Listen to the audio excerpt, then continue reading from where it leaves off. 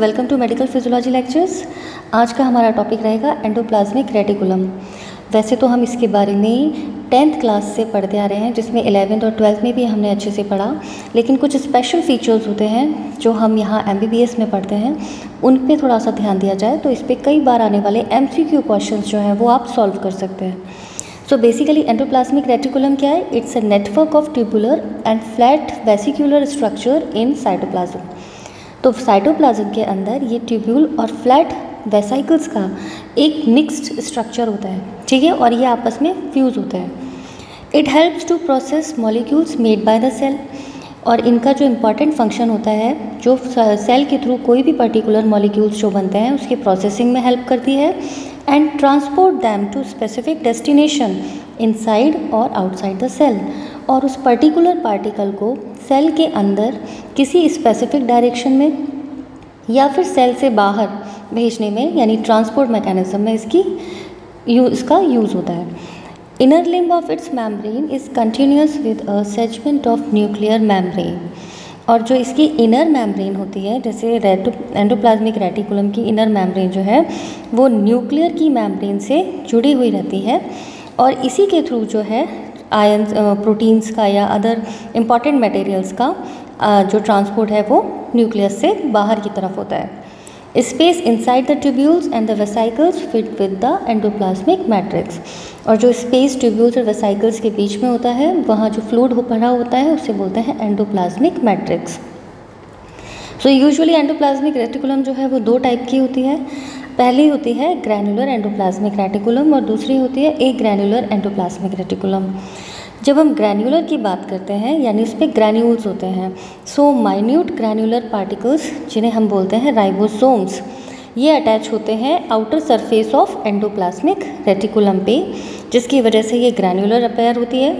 और ये जो राइबोसोम्स हैं are composed of mixture of DNA, RNA and proteins, और ये राइबोसोम्स किसके मिक्सचर के बने होते हैं? RNA एंड प्रोटीन्स के मिक्सचर के। ध्यान रखिए, यहाँ पे कई बार बच्चे कंफ्यूज हो जाते हैं, बहुत इंपॉर्टेंट MCQ क्वेश्चन बनता है। अब इसका फंक्शन क्या है?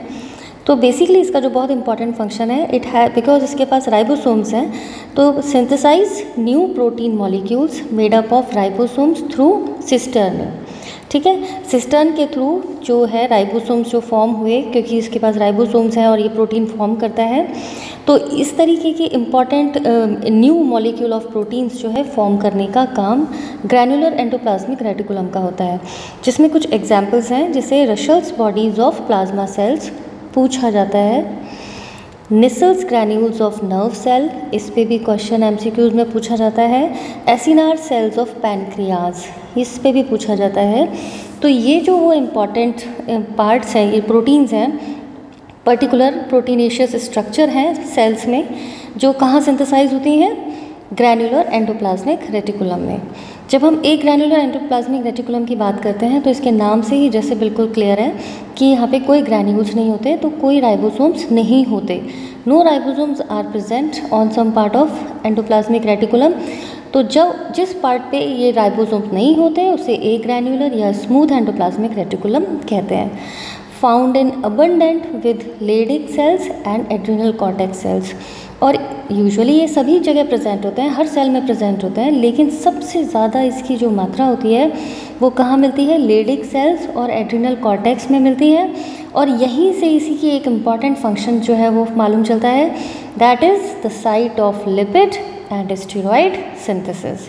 बहुत इंपॉर्टेंट क्वेश्चन है, पूछ लिया जाता है कि ए ग्रैनुलर एंडोप्लाज्मिक रेटिकुलम का क्या मेन फंक्शन है, या ग्रैनुलर एंडोप्लाज्मिक रेटिकुलम का क्या मेन फंक्शन है। इसके साथ में एक मॉडिफाइड एंडोप्लाज्मिक रेटिकुलम की हम बात करें, जैसे कि सार्कोप्लाज्मिक रेटिकुलम, जिसे हम देखते हैं मसल्स में, ठीक है। सेम यही स्ट्रक्चर है, लेकिन ये मसल्स में प्रेजेंट होती है। इसके अलावा play an important role in skeletal cardiac and smooth muscle, and that is contraction. तो फंक्शन कैसे करती है? ये फंक्शन करती है as an intracellular calcium store.